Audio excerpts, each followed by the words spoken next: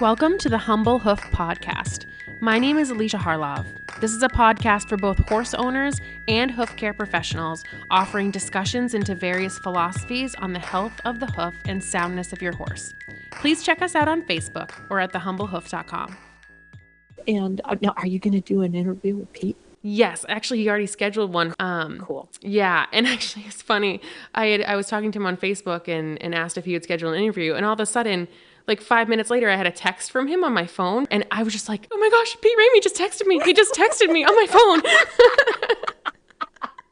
I have been following Pete's literature and his group for a bit. I just actually recently bought his textbook, and I've been slowly picking away at that in every free moment that I have.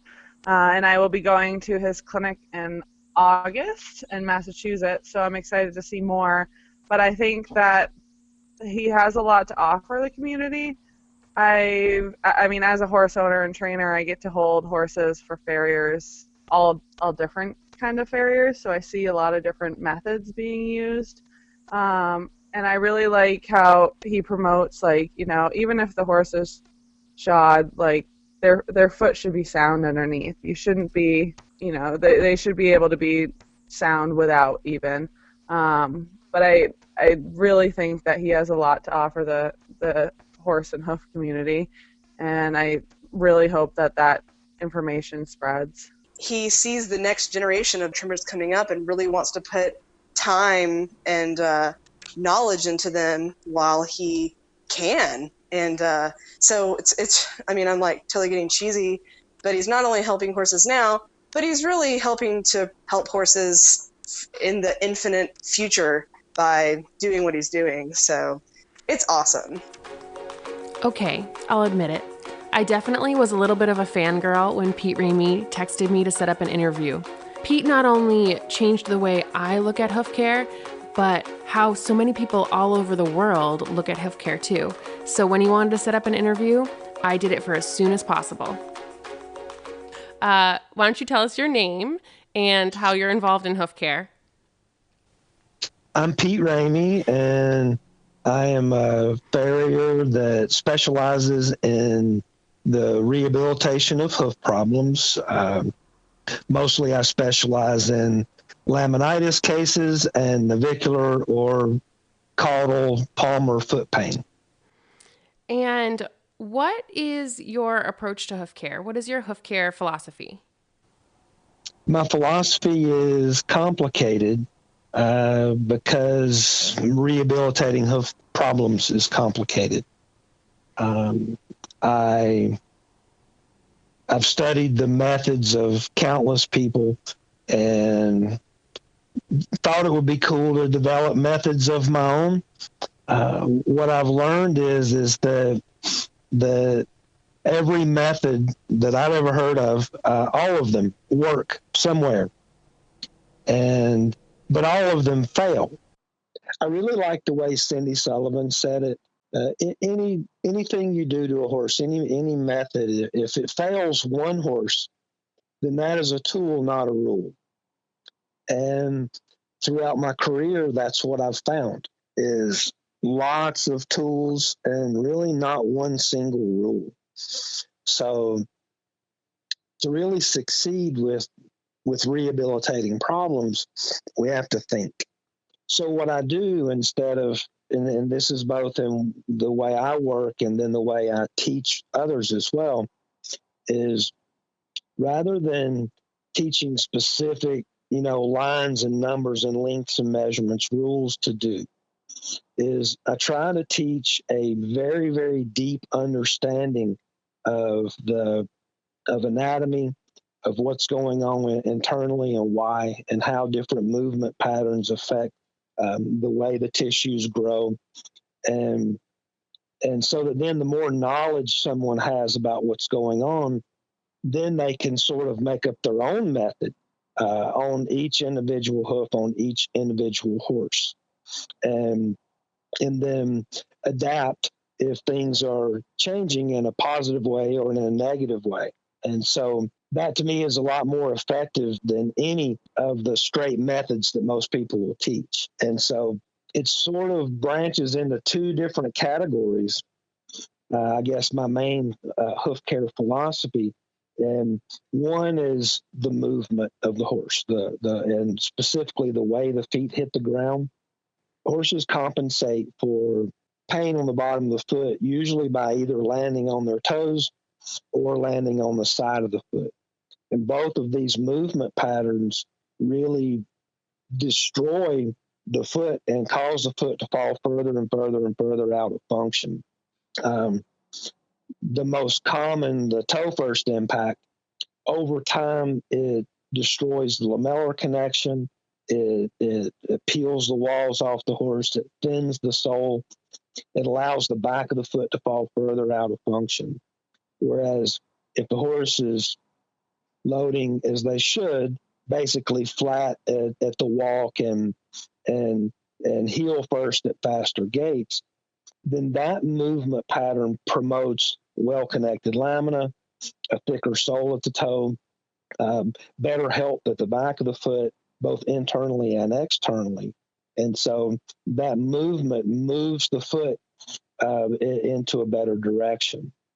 And this is probably the most important thing that I've learned about trimming in my entire career is I think most philosophies focus on cutting the foot to specific lengths or into a certain shape. And that's fine if that also improves the movement. But if you're following a philosophy and then the movement and the footfall pattern is sacrificed, then that foot will go further and further away from health. And so when I trim a horse, and it's the same with my booting and shoeing decisions, I'm trying to, or at least my number one priority is to improve that movement and the comfort and the footfalls and the way the foot hits the ground. And that is what develops the foot into that better form that we all want. Then the other whole branch of my philosophy is with nutrition. That after 20-something years of working, full-time rehab for a living, I've come to think that over 90% of the hoof problems that I've been called to have been primarily nutritional problems. And so if you go on one of these cases and I'm not discounting the trimming, the shoeing, all of this, if you're good at what you do, you should improve the situation. But if you're trying to trim and shoe your way out of a nutritional problem, then at some point you're going to improve it and then it's going to hit a wall because all you're doing is addressing symptoms. So you have to go back to the underlying cause, which again, almost always, either all of it or part of it is the nutrition that's going into that horse. Yeah, I think that those are really, really great points. And I think a lot of people will admit that, or will say that, oh, that's important for, a hoof care provider to know or a farrier to know.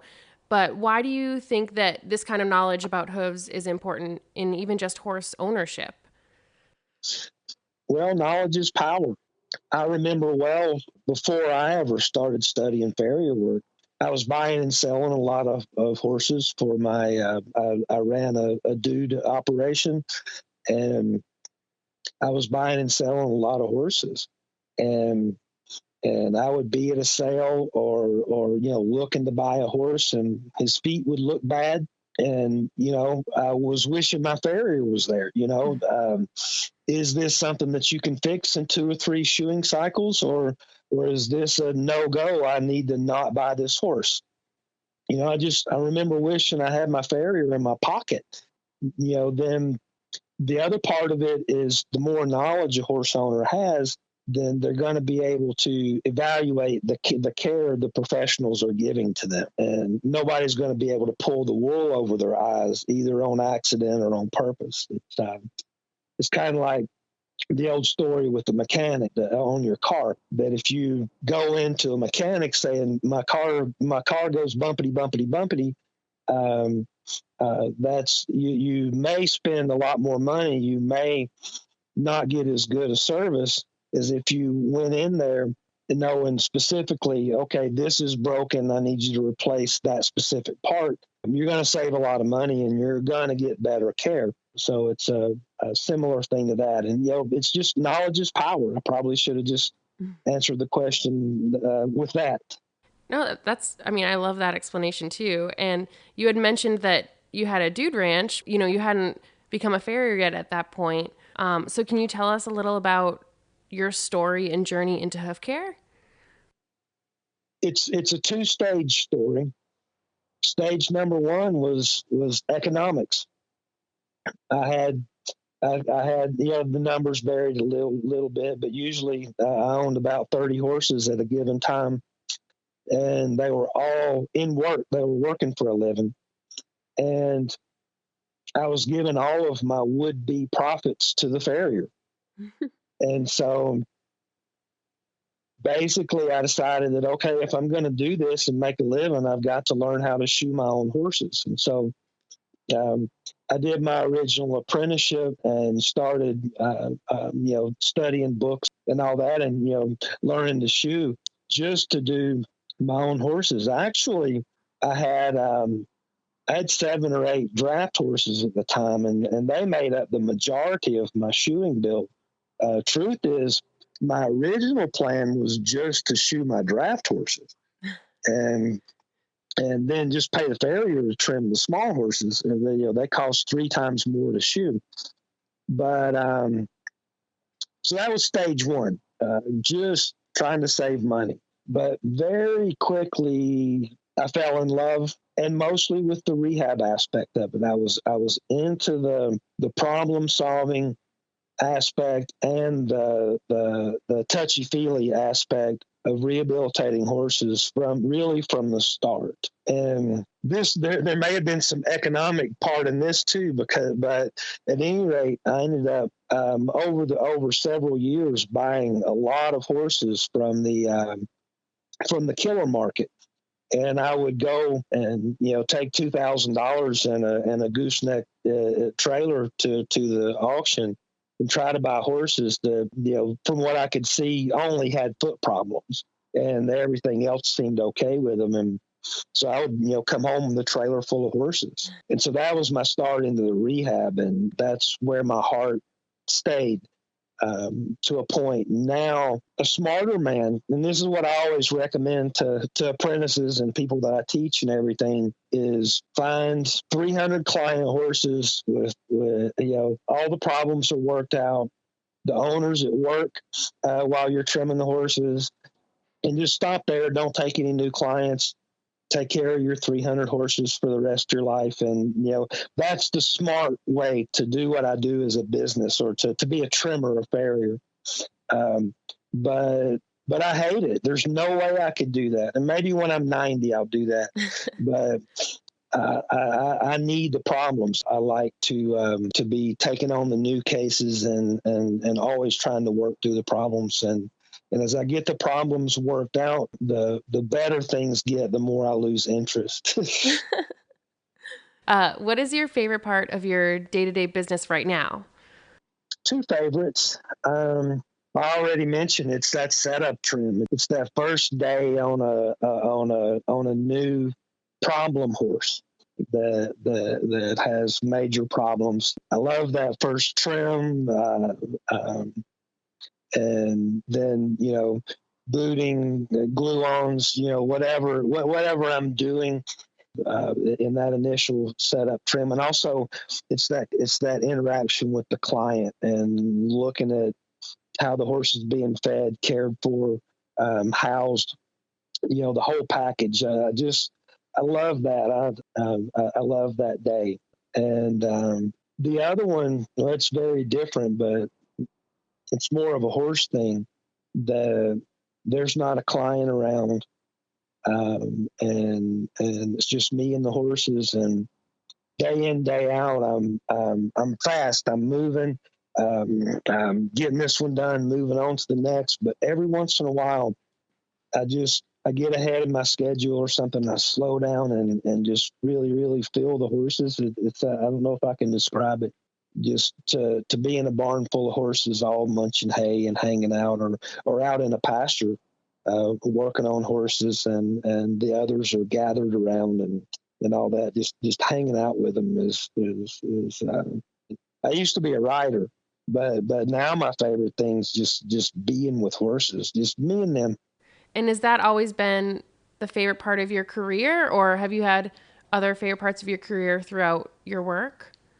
Overall, career-wise, I think the highlight so far was the Dr. Taylor at Auburn University basically did a study evaluating laminitic horses that I was taking care of, and marking the progress throughout.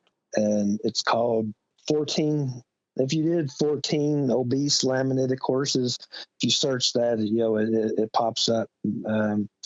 And so that study coming out and showing the reversal of rotation, showing all these lame horses becoming sound, comfortable, and and having that in a peer-reviewed veterinary paper is a highlight to my career.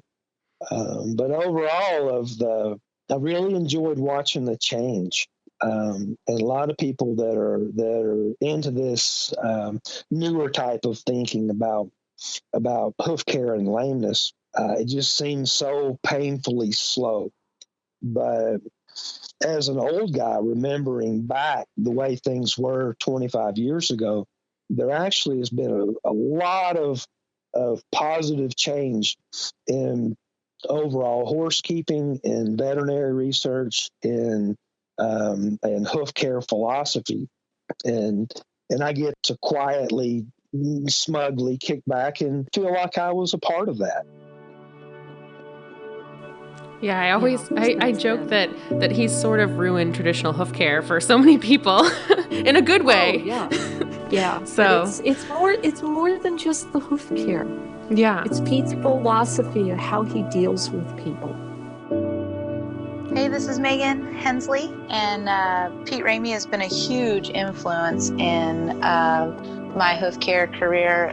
In fact, his article, Digging for the Truth on Navicular, is what completely shifted my perspective. In fact, I sold my anvil and all my steel shoeing stuff and moved completely into the composite hoof boot, natural hoof care world.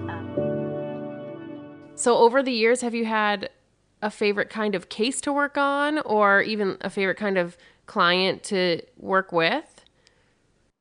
My favorite cases are something that really makes me think. There's times even that I'm working on, what would be considered major, a 20-degree rotation or a horse with navicular changes, but that I can sort of go on autopilot.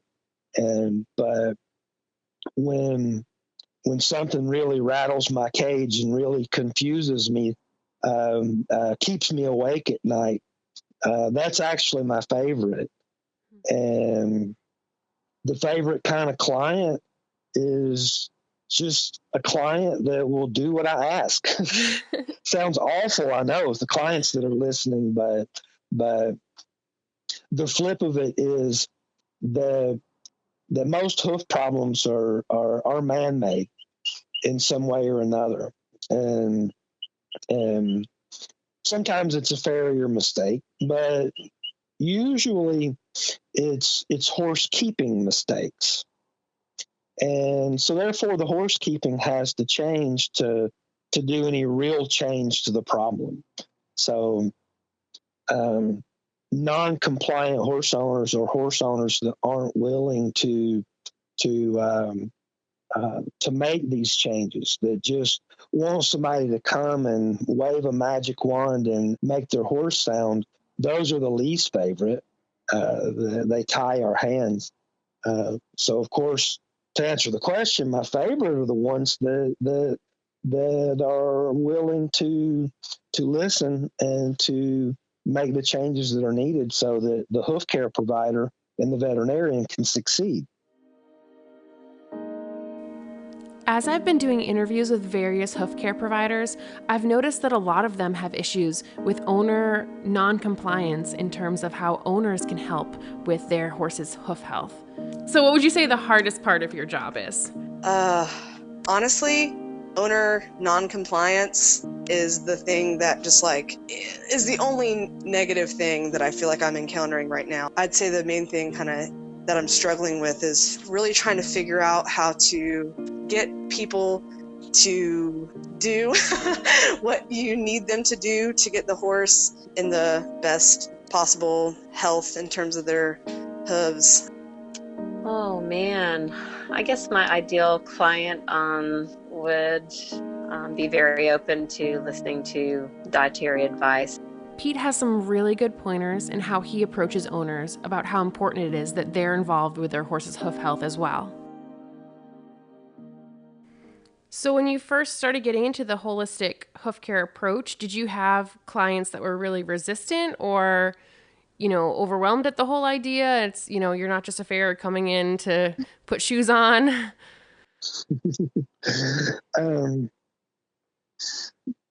Well, I saw resistance then and I see it now.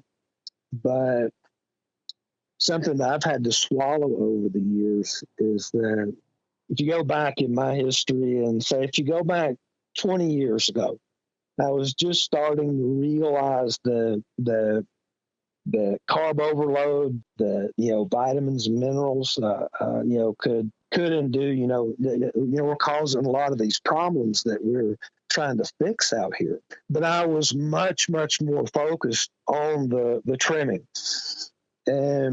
And so I would mention diet as like a footnote. And I got near zero compliance. But now I have more the attitude like, look, if you're not going to change the diet on this horse, then I'm going to fail. And, you can fail with someone way cheaper than me. We're wasting my time and your money, so, and I'm ready to leave, I'm gone. And that's when, and I've long said that I do my best negotiation with clients with one foot in my truck, but then when they realize that it's that important to me that I don't even want to put my name on it without this and this change, then they're like, oh, wait, what were you saying again?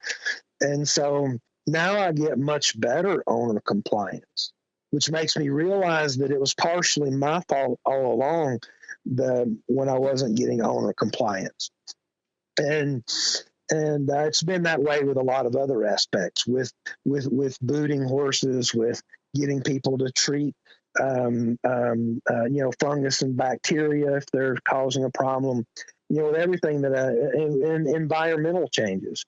That with all of these things, the more important it becomes to me, then that transfers over to the client. And when it's something that I just mention in passing, it's going to get ignored. So, but still, yes, I still have non-compliant clients every day, or partially compliant clients, and those make me look bad. The compliant clients make me look smart, and I prefer to look smart. And have you had any cases that really surprised you and the client, or even just really surprised you that you thought maybe wouldn't have been successful, but they were? I get surprised all the time. In fact, the surprises, particularly the negative ones, have been what has shaped my entire philosophy. If shoeing horses fixed all the problems, I would have stopped at learning to shoe. If a barefoot trim fixed all the problems, I would have stopped at learning to trim. Right on down the line, my failure has shaped my entire career. Now, each time that I've learned something new or realized something, I thought it was going to be some new holy grail that fixed all of my problems, but it wasn't. It was just it would fix a percentage of them. I learned to shoe, and I helped horses. And then I got into the barefoot trimming, and I helped another a little higher percentage of the horses. Then I got more into booting, into the gluing, into diet. The first for me it was carbs, and then the more detailed parts of the diet. Um, um, then I discovered fungi. You did not want to be my client then. I made those poor people soak their brains out, and it helped a lot of the horses, but then there was those that it didn't. And so it's, um, I think that goes into a lot of just who I am, and why I'm a rehab, motivated person, is that I can be succeeding on 10 horses, and I don't give them a moment's thought. But that one horse that I'm failing, that's the one I think about all day. That's the one that keeps me awake all night. What else can I do? What else can I do to fix this? So those failures or those surprises, I guess, is what you were asking. Yeah, all the time, and every time it's a learning experience, or it should be. So if you could go back through your career, is there anything that you would have done differently or changed? I wrote my first book 3 years too early. Actually, I wrote it in '99 and got to do a little bit of editing in 2000, and it didn't come out until 2003. And actually, right when the book came out, it was already pretty obsolete to me, because I was on a vertical learning curve. And so I really wish that I had written that book in 2003 instead of '99. And I would have liked it better. But overall, it's like in fishing, the one that got away. And there's also the best advice that I can give to any other professional is I wish that I had taken good pictures. And I've been one of the more documented hoof care providers out there. But still, I mean, I've taken pictures of such a small percentage. And I wish that I had taken pictures of everything. Good pictures. Take the time, clean it up, get it set up right. Take good pictures of absolutely every horse that I ever trimmed. And then remember later, this is another big part, to take those follow-up pictures. And then the same with radiographs. I wish that I had saved every radiograph over the years, and or a picture of it, or whatever. Because a lot of times I've had a tendency to take pictures of the big stuff. When I'm going on a curly-toed founder pony or a big rotation, I'm pulling out the camera, and even there, I haven't done enough of it, but have been more likely to take pictures then, and that came from my start, when 20 years ago, it was virtually unheard of to grow out a hoof capsule rotation. So I started doing all this documentation of doing it. But very quickly that became old hat. Now, everybody can do that. And the pictures that I have needed were simply growing out wall cracks, and making a thin-soled horse become thicker, or developing a frog, the foot widening, and becoming a more robust, wider foot. These simpler things that we do every day that I found that I didn't have any documentation for, because I wasn't taking pictures of what I was considering to be the mundane cases. I didn't know what I was going to be trying to to prove to someone or demonstrate, 3 years from now.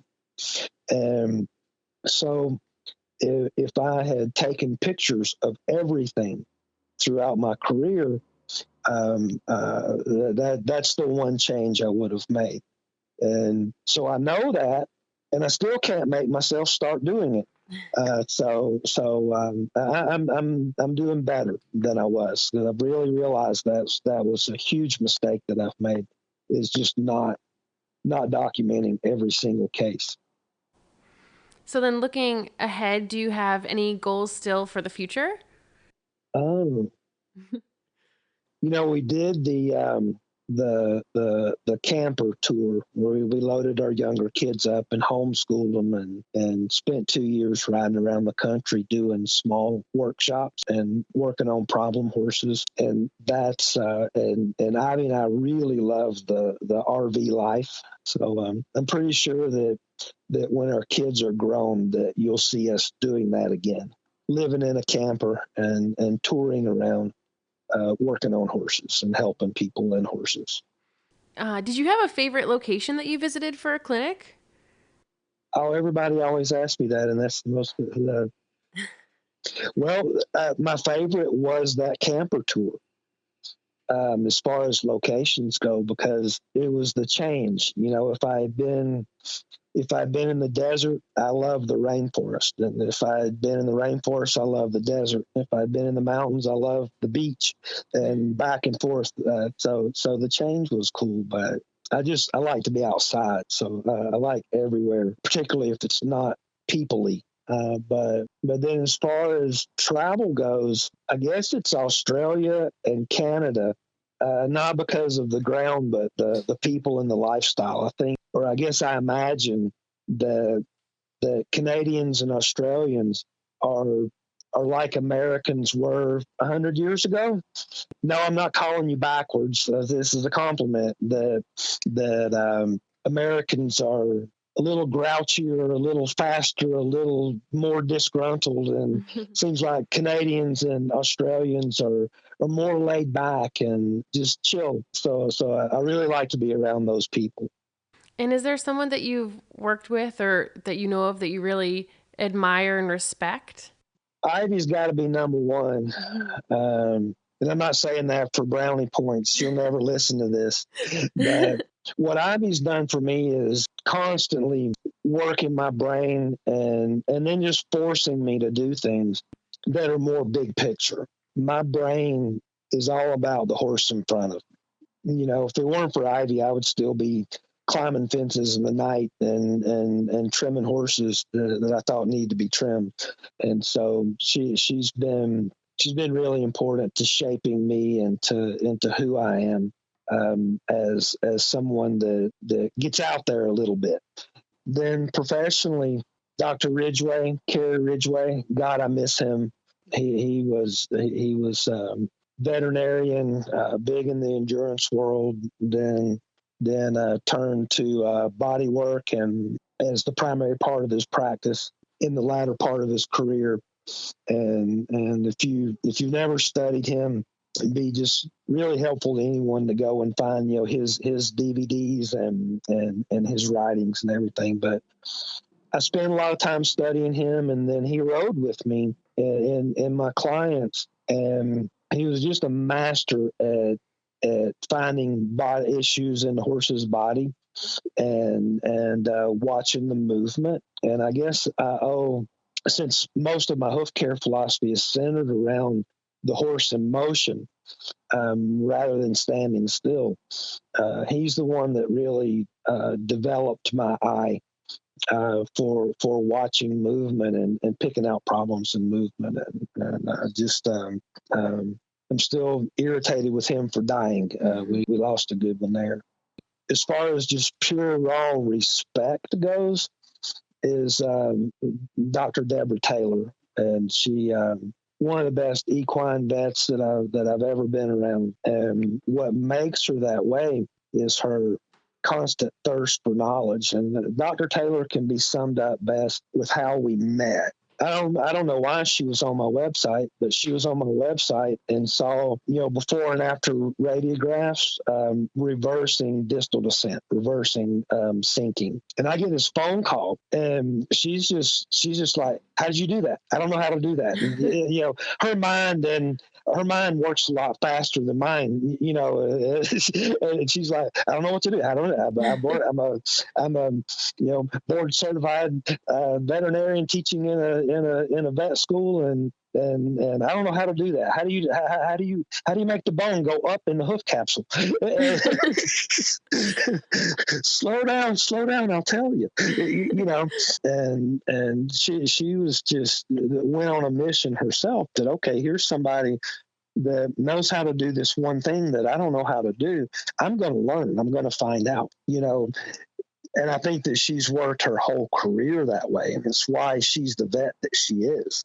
And again, the flip of that is we see so many, not picking on the veterinarians, but everybody, farriers to trainers to everybody in the business that spends some X amount of time learning and then enjoys the rest of their life as an expert. And so when I see somebody that has a tremendous amount of knowledge yet is on a constant quest for more, I think she's probably wired like I am. That her successes, she doesn't give her successes another second's thought.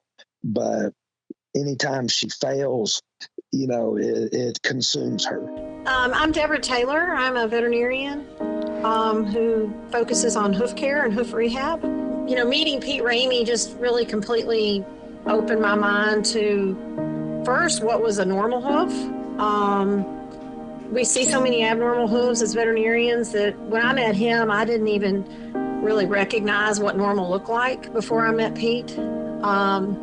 Because I'd seen so much abnormal that as long as the horse didn't have overt lameness, we as veterinarians weren't trained to, recognize, I guess what you'd call subclinical pathology that hasn't yet caused overt lameness.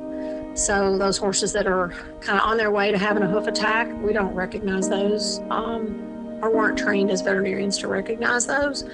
And so Pete taught me, to recognize these subtle abnormalities, for instance, like central sulcus thrush, contracted central sulcus.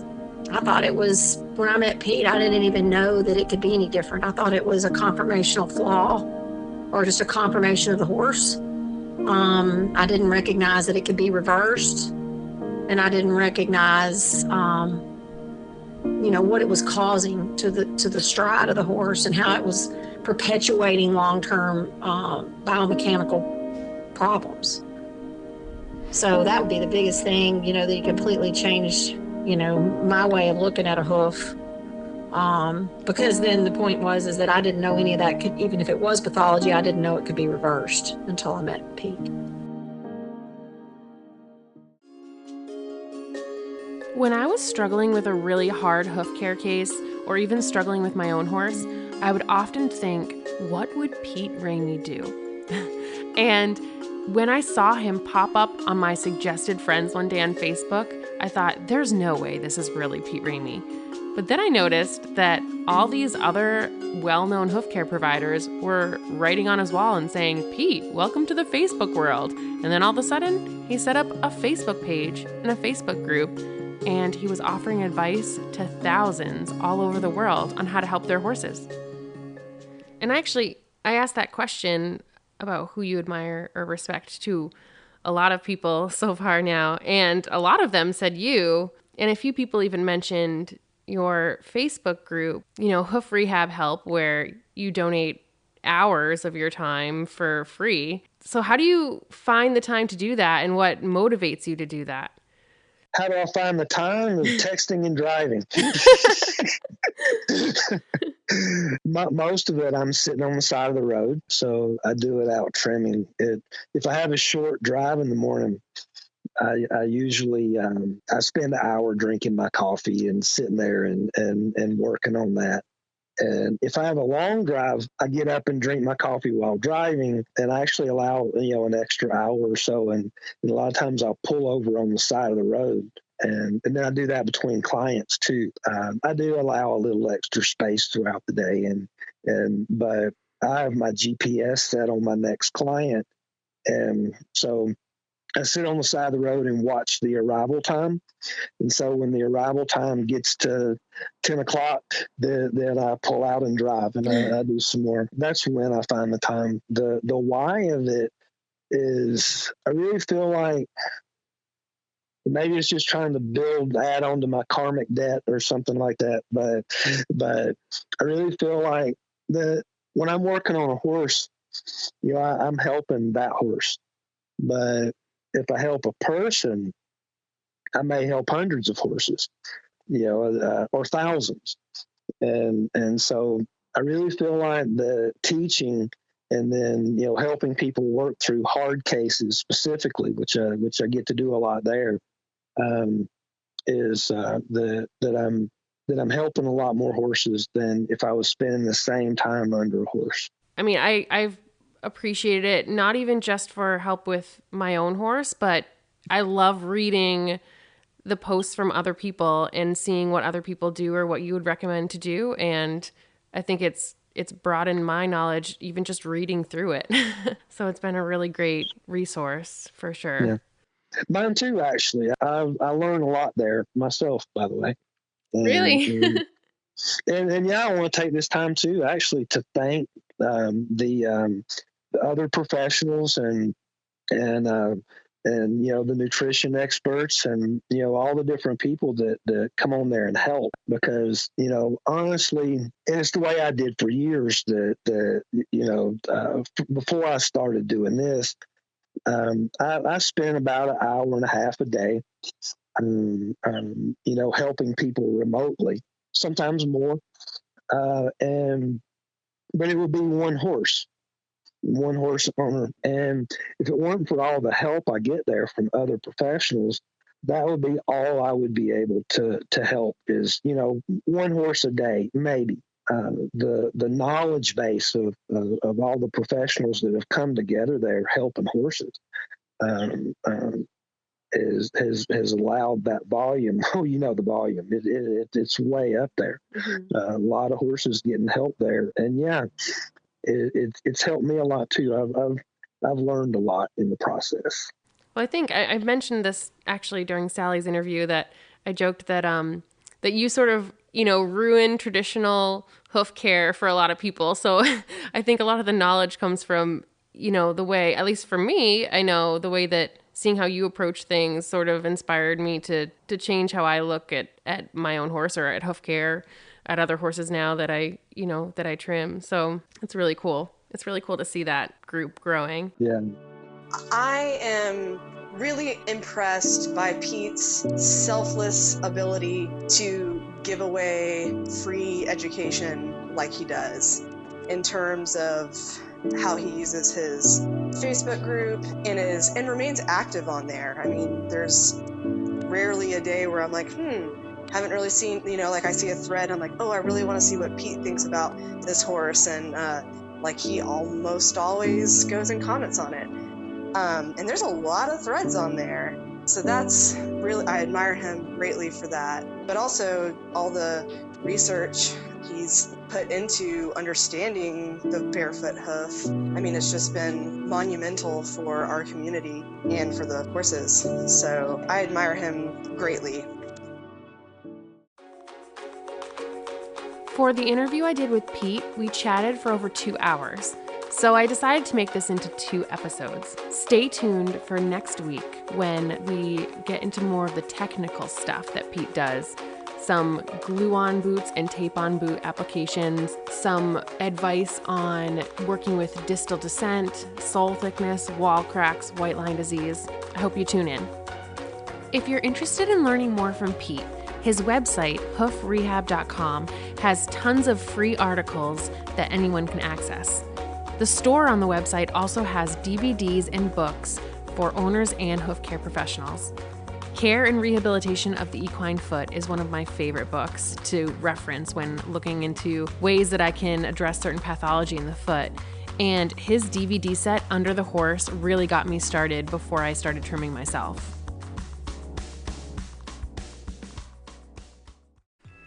I always say that I'm slightly more hoof obsessed than the average person, and chances are, if you're listening to a hoof care podcast, you are too. So we should probably be friends. Feel free to find me on Facebook or email me at thehumblehoof@gmail.com.